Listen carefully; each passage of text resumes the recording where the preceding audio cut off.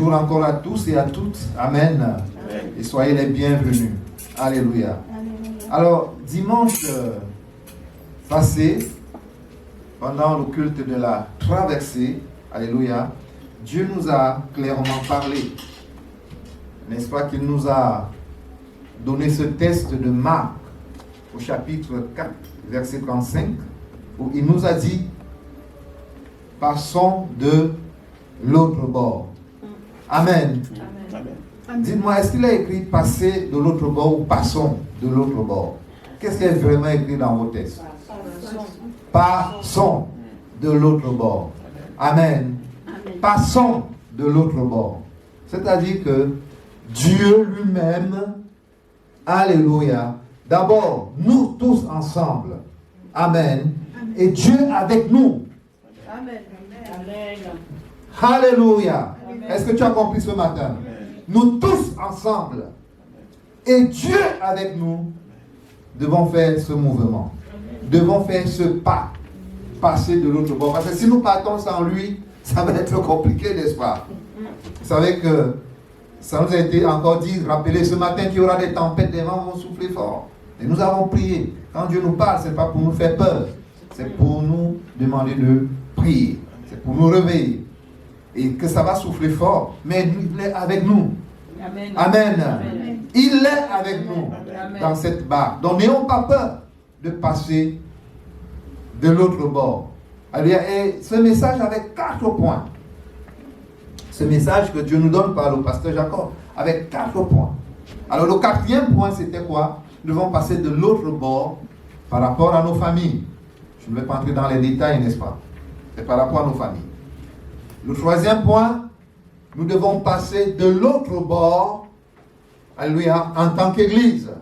Amen. Parce que nous devons poser des bases solides si nous voulons aller loin, si nous voulons bâtir quelque chose de durable.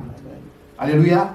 Le deuxième point, c'était nous lever, alléluia, pour servir l'Éternel.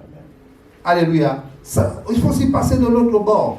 Tu as longtemps traîné dans la maison de Dieu, tu as peur de prendre des initiatives, tu as peur de t'engager. Alléluia. Il est temps de te lever pour servir l'Éternel.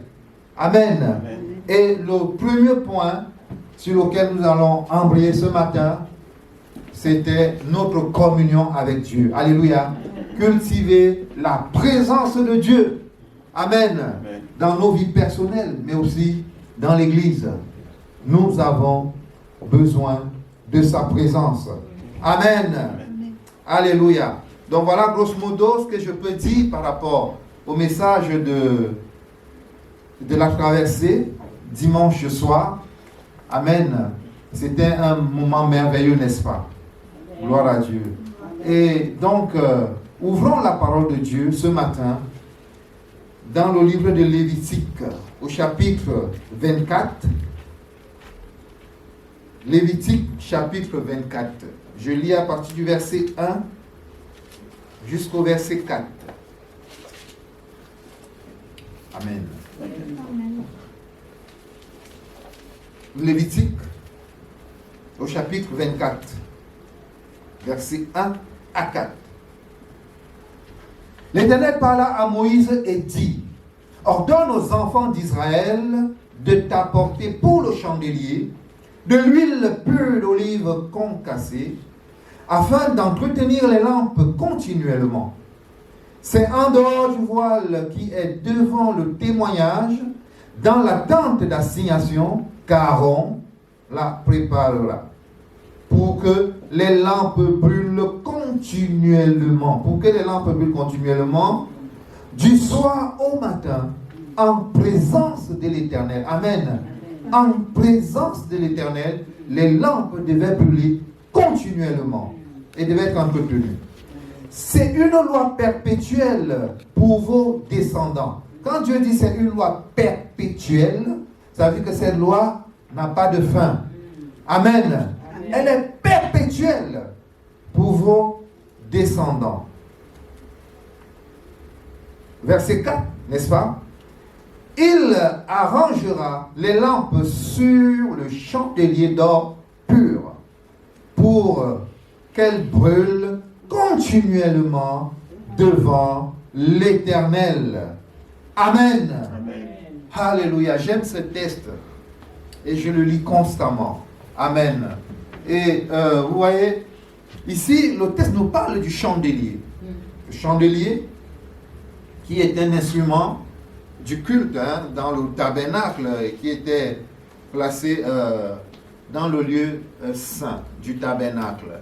Et nous ne pouvons pas parler du chandelier sans parler du tabernacle lui-même. Amen. C'est très important. Nous ne pouvons pas parler du chandelier sans d'abord parler du tabernacle lui-même, parce qu'il faut comprendre les choses. Amen. Amen. Alors, pourquoi le tabernacle ce matin? Avant de parler du chandelier, pourquoi le tabernacle? Alors, une personne va me lire Exode 25, verset 8. Tant pour moi. Merci. Ils me feront un sanctuaire et j'habiterai au milieu d'eux. Amen. C'est simple et c'est clair, n'est-ce pas?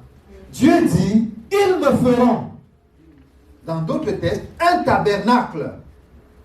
Amen. Et j'habiterai au milieu d'eux. Ils me feront. Ils qui? Le peuple. Amen. Nous lui ferons un sanctuaire. Nous lui bâtirons un tabernacle. Pourquoi? Pour qu'il habite au milieu de nous. Amen. Amen. Voilà, nous allons lire le chapitre 26, le verset 30. Il dit à Moïse, tu construiras le tabernacle d'après le modèle qui t'a été montré sur la montagne. Amen. Voyez-vous, bien-aimés, Dieu n'est pas un Dieu de désordre. Il a une vision, celle du tabernacle. Il confie la construction à Moïse. Alléluia. Et il a choisi les matériaux, il a fait le dessin, et il dit à Moïse, quand tu as construit ce tabernacle, quand vous allez me construire ce tabernacle, faites selon le modèle. Alléluia. Faites selon le modèle qui vous sera montré, qui vous a été montré sur la montagne. Ne faites pas les choses n'importe comment. Vous savez, c'est une chose que Dieu n'aime pas, c'est le désordre. Dieu est parfait. Bon, la perfection n'est pas de ce monde, n'est-ce pas? Mais nous tendons à la perfection. Alléluia. Et nous devons faire les choses comme Dieu nous le demande. Si par exemple tu veux bâtir une maison, tu commences d'abord par mettre le toit, sans te soucier de la fondation, qu'est-ce que les gens vont dire? Qu'est-ce que les gens, les passants, ils vont dire, mais il y a quelque chose qui ne va pas, n'est-ce pas? C'est le désordre. Comment tu peux bâtir une maison en commençant par le toit? Tu ne t'es même pas occupé de la fondation. Pire encore, tu veux mettre 3 étages, n'est-ce pas? Et tu commences à bâtir n'importe comment, qu'est-ce qui va se passer? La maison va s'écrouler. La maison va s'écrouler comme ça se passe dans certains pays. Ça s'écroule très vite. Amen. Parce que les gens ne prennent pas la peine de bâtir, de faire des choses selon l'ordre établi. Et de bien faire. Amen. Et de bien faire. Alléluia. Alors, le but du tabernacle, bien aimé, le but du tabernacle était quoi? Dieu nous l'a clairement dit. C'était pour que l'Éternel vienne habiter au milieu de son peuple. Amen. C'était pour que l'Éternel vienne habiter au milieu de son peuple. Alors, parlons du tabernacle. Pour entrer dans le tabernacle, il y avait une seule porte. Pour entrer dans le tabernacle, il y avait une seule porte. Il n'y avait pas deux. Est-ce que tu me suis? Une seule. Nous allons lire Jean, chapitre 14, verset 6. Merci, pasteur. Jean, chapitre 14, verset 6. Jean 14, verset 6. Jésus lui dit, je suis le chemin, la vérité et la vie. nul ne vient au Père que par moi. Amen. Amen. Puisque le tabernacle, le but est que Dieu vienne habiter au milieu de son peuple, la seule personne, alléluia, la seule personne qui peut nous permettre d'entrer dans le tabernacle, c'est qui? C'est Jésus. Alléluia. C'est lui le chemin. Et ce n'est pas tout. Jean 19, Jean chapitre 10 au verset 9. Il dit qu'il est le chemin, il est la vérité, il est la vie. Jean 10, verset 9. Je suis la porte. Si quelqu'un entre par moi, il sera sauvé. Il entrera et il sortira et il trouvera des pâturages. Amen. Amen. Amen. Il dit, je suis la porte. La seule porte qui nous permet d'entrer dans le tabernacle. Si tu as compris, je suis en train de te parler de la présence de Dieu. Amen. Jésus seul peut nous permettre d'entrer dans la présence de Dieu. C'est la seule et unique porte. Tu n'as pas deux portes dans le tabernacle pour entrer dans le tabernacle. Amen. Amen. Alléluia. Et dès que tu entrais dans le tabernacle, qu'est-ce que tu trouves dans le tabernacle? Dès que tu entres dans le tabernacle, qu'est-ce que tu trouves? Premièrement, tu avais devant toi, et tu ne pouvais pas l'esquiver, l'autel des holocaustes. Amen. Quand tu entrais dans le tabernacle, j'espère que tout le monde a entendu parler du tabernacle, n'est-ce pas? Quand tu entrais dans le tabernacle, tu avais devant toi un grand autel. C'était l'autel des holocaustes. Ça veut dire quoi, bien-aimé? C'est sur cet autel que le pécheur, quand tu as donné ta vie à Jésus, n'est-ce pas? Alléluia. Quand tu es passé par la porte du tabernacle, tu es arrivé devant cet autel. C'est dans cet autel, c'est sur cet autel que le pécheur, que nous sommes, que nous étions, amenait l'animal, la bête qui devait être sacrifiée. Alléluia. Qui devait être sacrifiée à cause de nos péchés. Amen. La bête qui devait être sacrifiée à cause de nos péchés. Et ensuite, il y avait la cuve des reins. Quand tu traversais l'autel des holocaustes, il y avait la cuve des reins. La cuve des reins servait à quoi? Il y avait de l'eau là-dedans, dans cette cuve, à se purifier, à se sanctifier. Un peu comme les autres font encore aujourd'hui, ils lavent les pieds, ils lavent les mains. Ils disent qu'ils sont purs, n'est-ce pas? Vous avez déjà vu ça? Ils lavent comme ça, ils lavent comme ça, ils lavent les pieds, ils disent que nous sommes purs. Vous avez déjà vu ça? C'est ce qui se passait dans le tabernacle ancien. Alléluia. Amen. Mais aujourd'hui, nous savons que le sang de Jésus, Jésus est mort à notre place. Il a pris notre place à cause du péché. Et son sang nous purifie de toute iniquité. Amen. Amen. Donc quand tu es passé par cette porte, première chose, tu es purifié. Tu es sanctifié. Jésus est mort à ta place. Il est mort à cause de nos péchés. Le voile dont vous apprenez que Jésus a déchiré, le jour de sa mort, il a déchiré ce voile. Parce que de ce côté-là, entrait le sacrificateur une fois par an. Alléluia. Et Jésus a ouvert le chemin. Nous pouvons tous entrer. N'importe quand, à n'importe quelle heure. Alléluia. Parce que ce voile a été déchiré. Amen. C'est le voile que Jésus a déchiré. Amen. Et qu'est-ce qu'on trouvait de l'autre bord, après le lieu saint? On entrait dans le lieu très saint. Amen. On entrait dans le lieu très saint. Et dans le lieu très saint, on trouvait l'arche de l'alliance. Le pasteur nous en a parlé, n'est-ce pas? L'arche de l'alliance, qui était le symbole de la présence de Dieu. C'est cette arche-là que Israël, quand il se baladait dans le désert, même quand il vivait, il faisait le désordre. J'ai déjà commencé par dire que Dieu n'est pas Dieu de désordre, n'est-ce pas? Israël vivait dans le désordre. Des chrétiens qui vivent dans le désordre. Mais ils ont l'arche, ils sont avec eux, on a l'arche. Oh, Dieu avec nous, Dieu avec nous. Mais Dieu n'était pas là. Il y a beaucoup de défaites. Alléluia. Parce que nous vivons dans le désordre. Mais l'arche Tu l'as trouvé où? Dans le lieu très saint. C'est-à-dire qu'après ton adoration, alléluia, Amen. sans le savoir,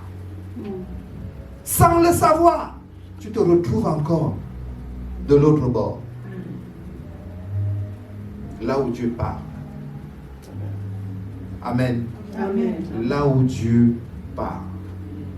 Dieu ne parle pas dans les parvis. Alléluia. Dieu ne parle pas dans les parvis. Dieu ne parle même pas dans le lieu saint. Tu dois apprendre à cultiver sa présence, à manger sa parole, à la méditer. Tu es éclairé, tu comprends. Tu commences à comprendre. Alléluia. Après tu passes, tu vas plus loin. De l'autre bord, tu arrives dans le lieu très saint. Amen. Il est écrit dans le livre d'Exode, au chapitre 25, le verset 22. Exode, chapitre 25, le verset 22. C'est là que je me rencontrerai avec toi du haut du propitiatoire entre les deux chérubins placés sur l'arche du témoignage. Je te donnerai tous mes ordres pour les enfants d'Israël. Amen. Amen. Dieu dit, c'est là où je me rencontrerai avec toi, dans le lieu très saint. Alléluia. Il dit, c'est là que je te donnerai des instructions. Dieu veut te donner des instructions pour ta vie Amen. personnelle, cette année 2024. Amen. Et pour l'avenir. Dieu veut te donner des instructions pour l'église. Le pasteur ne peut pas tout te dire. Amen.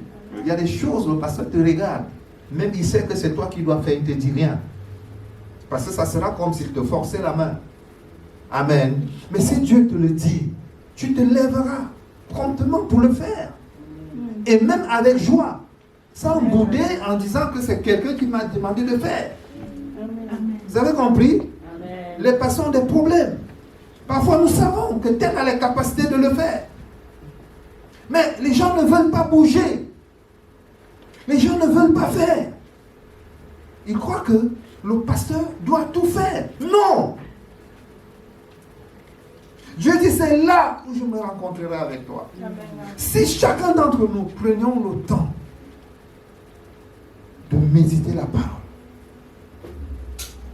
de laisser le Saint-Esprit nous éclairer, nous conduire, Amen. d'adorer le temps pour adorer le Seigneur, pour se retrouver dans le lieu très saint. Alors que nous sommes en train d'adorer, il y en a qui peuvent se retrouver dans le lieu saint et d'autres rester dans les parvis. Vous avez compris ça? Je vous dis, il y en a qui peuvent se retrouver dans le lieu saint et d'autres rester dans les parvis.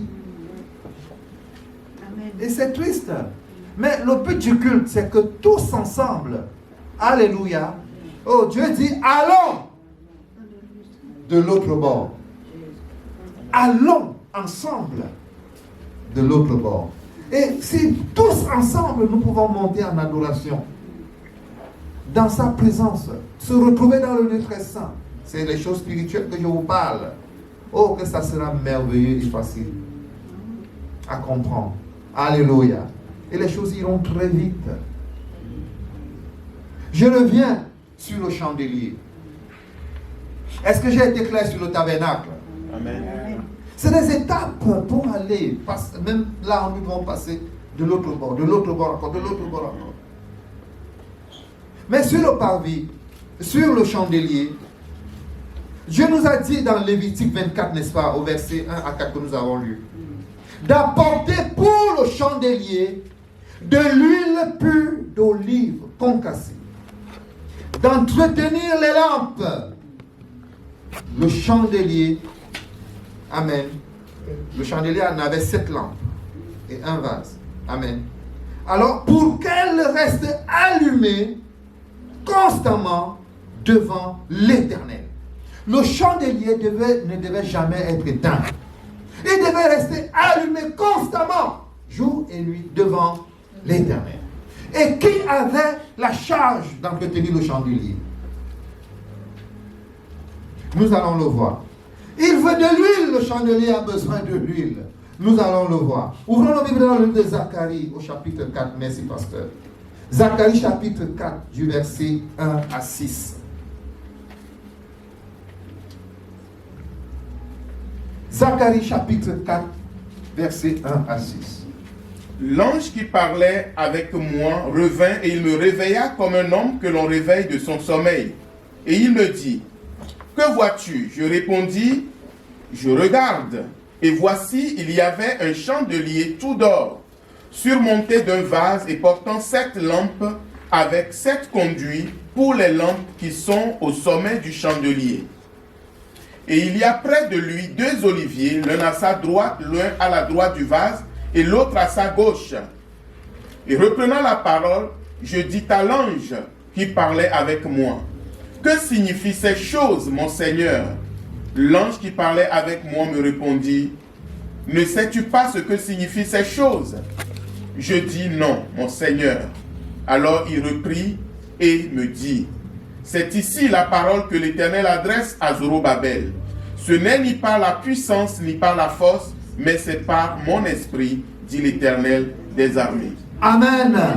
Ce n'est ni par la puissance, ni par la force, mais c'est par mon esprit, dit l'Éternel des armées. Amen. Amen. Alors voyez-vous, le chandelier a besoin d'huile. Et dans le verset 24, Dieu demande au peuple, n'est-ce pas, d'amener l'huile dans la maison. Le chandelier, l'huile ne sort pas d'ailleurs. Vous m'avez compris? L'huile pour le chandelier ne venait pas d'ailleurs. C'est le peuple qui devait ramener l'huile pour le chandelier. Et Zacharie nous dit qu'il y avait un olivier à droite et un autre à gauche du chandelier. Vous avez lu ça, le pasteur l'a lu, n'est-ce pas? Un olivier à droite, un autre à la gauche du chandelier. Dieu montre les choses en partie. Amen. Et parfois, il peut montrer à plusieurs personnes. C'est pourquoi il est important que nous allons tous dans sa présence. Pour qu'il nous parle. Pour qu'il parle à chacun d'entre nous. Alléluia. Ça sera important pour l'Église. Pourquoi je mets l'emphase sur le chandelier? Dans chaque maison, on a besoin de la lumière. Toutes les maisons du monde ont besoin d'une lumière. Amen. Je me souviens le 31. Il n'y avait pas la lumière au niveau de l'estrade. Vous vous souvenez ceux qui sont arrivés tôt? Nous avions tous nos Bibles. On priait. Mais il n'y avait pas la lumière au niveau de l'estrade. J'étais en victime avec ma grosse Bible à la main. On allait dans tous les sens. Et je me disais, qu'est-ce qui va se passer ici aujourd'hui?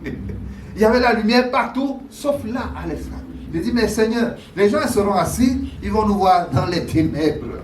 Tu ne pourras même pas lire ta Bible comme il faut. Amen. La lumière, mes bien-aimés, est très importante. Et quand la lumière est arrivée, c'était un grand ouf de soulagement. Amen. Amen. Nous pouvons faire tout ce que nous voulons.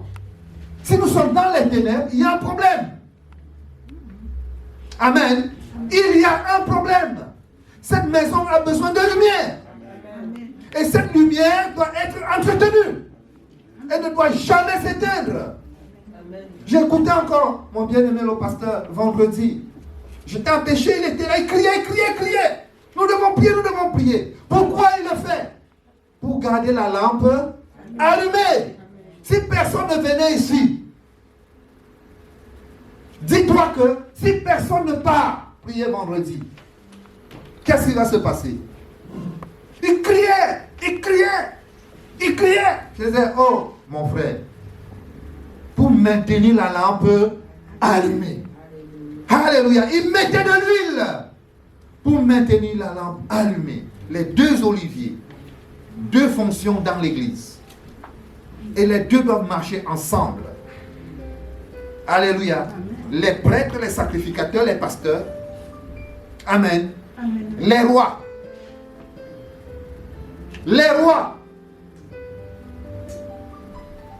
Comment produit-on de l'huile? Il fallait presser les olives. Nous devons chacun porter du fruit. Amen. Et de notre fruit, l'église va fonctionner. Chacun va presser son fruit, son olive. Nous sommes des oliviers. Nous sommes l'église du Seigneur. Presser son fruit. Pour que le vase, le chandelier ait de l'huile en abondance. Si les sacrificateurs font leur part et que les rois démissionnent, ça va être difficile. Si les rois font leur part et que les sacrificateurs, les pasteurs démissionnent, ça va être difficile. Amen. Donc tous ensemble, nous avons chacun un rôle à jouer. Tout le monde n'est pas pasteur. Tout le monde n'est pas roi. Amen. Mais nous devons être là, près du chandelier, près, pour que le chandelier ait toujours de l'huile. De l'huile. De l'huile. Bien-aimés, en cette année 2024, alléluia, nous ne courons pas le risque que la lampe s'éteigne, n'est-ce pas? Vous savez, c'est année après année que nous devons combattre. C'est année après année que nous devons entretenir les lampes. C'est année après année que la lumière doit briller, et même encore plus forte. Amen. Mais ça dépend de nous. Alléluia. Qu'est-ce que je peux encore ajouter? Vous voyez tous ces gens qui sont sortis de l'exil, qui devaient bâtir le temple. Quand Dieu parle ici à Zorobabel, ils étaient fatigués. Ils sortaient de l'exil. Ils étaient fatigués. Ils étaient malades. Ils avaient des problèmes. Vous m'avez compris? Mais Dieu leur parle. Dieu les encourage. Comme nous vous encourageons tous les jours quand nous prenons le micro. Dieu leur dit, ça ne sera ni par votre force, alléluia, ni par votre puissance, mais par mon esprit. Par mon esprit. Par mon esprit. Par mon esprit. Amen. Alléluia. Ça sera par son esprit. Ça sera par son esprit. Quel que soit ton début de fatigue, quelle que soit la maladie, quel que soit le problème, quels que soient les vents, les tempêtes, ça sera par son esprit.